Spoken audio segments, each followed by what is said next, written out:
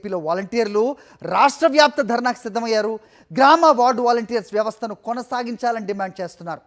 ఉపాధిని కాపాడాలని, ఉద్యోగ భద్రత కల్పించాలని కోరుతున్నారు. వాళ్ళంతా బకాయి వేతనాలు చెల్లించడంతో పాటు 10,000 రూపాయల వేతన హామీని నెరవేర్చాలని కూడా డిమాండ్ చేస్తున్నారు.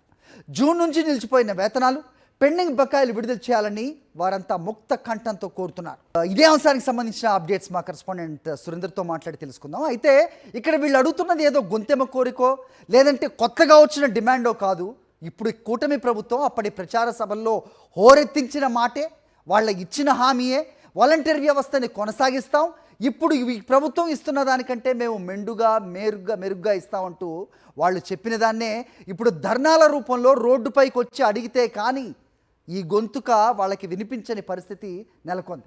మా కరెస్పాండెంట్ సురేంద్ర సిద్ధంగా ఉన్నారు, విజయవాడ నుంచి మాట్లాడదాం. సురేంద్ర చెప్పండి. సో నేను చెప్పినట్టుగా పాపం ఇప్పుడు వీళ్ళు అడుగుతున్నది అప్పుడు వాళ్ళు ఇచ్చిన హామీయే. విజయవాడకు చేరుకున్నారు. కూటమి ప్రభుత్వం ఎన్నికల్లో వాలంటీర్లకు స్పష్టమైన హామీ ఇచ్చింది. 2024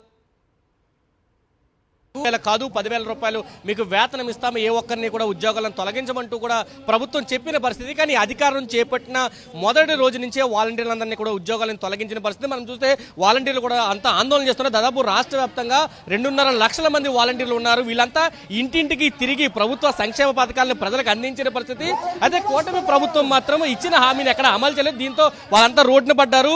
బకాయిలు అంటే నవంబర్ వరకు అందరికీ పనులు చేపించుకున్నా ₹1 కూడా వేయలేదు. ఎన్నికల సందర్భంలో జూన్ వరకు మాత్రమే వేతనాలు పడే, తర్వాత ₹1 కూడా పడని పరిస్థితి అయితే కనిపిస్తుంది. మనతో పాటు వాలంటీర్ల సంఘం నాయకులు ఉన్నారు, వాళ్ళతో మాట్లాడడం. మేడం ఏం చెప్తారంటే ప్రభుత్వం 5,000 కాదు 10,000 ఇస్తామంది, ఏ ఒక్క ఉద్యోగం కూడా తొలగించని చెప్పింది. ఈరోజు అందరినీ ఉద్యోగాలను తొలగించిన పరిస్థితి. 2,60,60,000 మంది వాలంటీర్లు ఈరోజు రోడ్డున పడ్డారు. ఈ రాష్ట్ర ప్రభుత్వం నిరుద్యోగులకి నిరుద్యోగ భృతి ఇస్తామని చెప్తా ఉంది. పనిచేసేవాడికి జీతం ఇవ్వమని అడుగుతా ఉన్నాం. మేమేం 10,000 రూపాయలు పెంచమని ఈ ప్రభుత్వాన్ని ఎన్నికలకు ముందు అడగలేదు, తెలుగుదేశం పార్టీని. కానీ వాళ్లే మా దగ్గరకు వచ్చి వాళ్ళ సభల్లోనే పెద్ద ఎత్తున ప్రచారం చేసుకునేటటువంటి పద్ధతిలో మాట్లాడారు.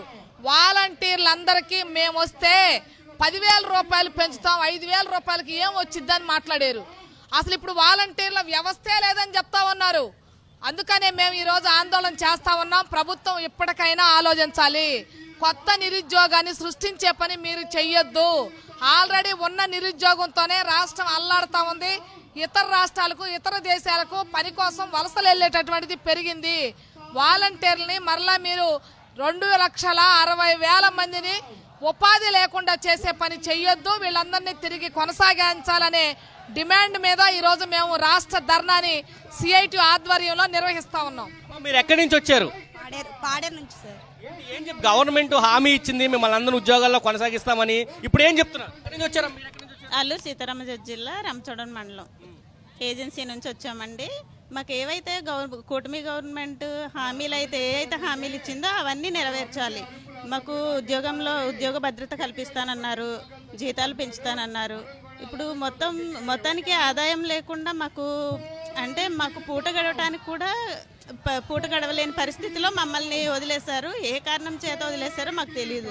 అయితే ఇప్పుడు అనేది ఏంటంటే రిజిస్ట్రేషన్ అవ్వలేదు అవుతుంది అనేది మాకు అంత జ్ఞానం ఉంటే మేము ఇలాంటి వాలంటీర్ ఉద్యోగం చేసుకోం కదా. ఏదైతే మాకు రిజిస్ట్రేషన్ అవ్వలేదు అంటున్నారో అది గవర్నమెంట్ చేయగలదు. గవర్నమెంట్ చేసి మమ్మల్ని ఉద్యోగ భద్రత కల్పించాలని కోరుకుంటున్నాం. బకాయి ఉంది మీకు? 9 నెలలు చెప్తున్నారు. మనం చూస్తే మొత్తం అంతా కూడా వాలంటీర్లు పెద్ద ఎత్తున ఆందోళన చేస్తున్న పరిస్థితి కనిపిస్తుంది. వివిధ జిల్లాల నుంచి కూడా ఇక్కడికి వచ్చిన పరిస్థితి. గవర్నమెంట్ ఏం చెప్పింది, మీరు ఏం డిమాండ్ చేస్తున్నారు? మేము రంపచోడవరం నియోజకవర్గం వాలంటీర్లు. మేము ఆనాడు ప్రభుత్వం ప్రతిపక్షంలో ఉన్నప్పుడు చంద్రబాబు నాయుడు గారు మీరు 5,000 చాలా 10,000 మేము అధికారంలో వస్తే చాలని జీతాలతో చేస్తున్నారు కాబట్టి మేము అధికారంలో వస్తే 10,000 ఇస్తామని హామీ ఇవ్వడం అనేది జరిగింది. అలాగే పూర్తిగా మీకు ఉద్యోగ భద్రత కల్పిస్తాం, అలాగే జాబ్స్ ప్రకటిస్తాం, మీకు ఎటువంటి అన్యాయం చెయ్యము. మీరు రాజీనామా చేస్తుంటే మీరు రాజీనామాలు చెయ్యొద్దు.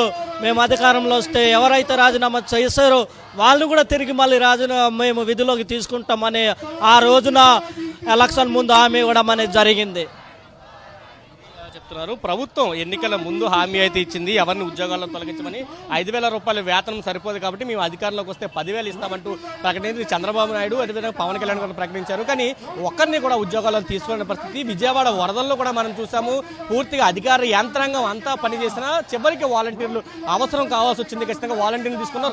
రాత్రికి చంద్రబాబు టెలికాన్ఫరెన్స్ పెట్టారు, వాలంటీర్లంతా విధుల్లోకి రావాలని చెప్పారు, వాళ్ళంతా వస్తే ఉద్యోగాలు ఉంటాయని చెప్పారు. కానీ అవసరం తీరిన దాకా మళ్ళీ వాళ్ళందరినీ కూడా బయట పెట్టేసిన పరిస్థితి, ఎవరికి ఉద్యోగాలు లేవని చెప్తున్న పరిస్థితి కనిపిస్తుంది. అయితే గత ప్రభుత్వం జీవో ఇవ్వట్లేదని ప్రభుత్వం చెప్తుంది. మరి ఈ ప్రభుత్వం ఎందుకు జీవో ఇవ్వట్లేదు, మమ్మల్ని ఎందుకు తీసుకోవట్లేదు, ప్రభుత్వం ఇచ్చిన హామీని అమలు చేయాలంటూ వీళ్ళంతా కూడా డిమాండ్ చేస్తున్న పరిస్థితి కనిపిస్తుంది. ఖచ్చితంగా ప్రభుత్వం స్పందించకపోతే ఆందోళన మరింత ఉధృతం చేస్తామంటూ హెచ్చరిక అయితే జారీ చేస్తున్న పరిస్థితి కనిపిస్తుంది.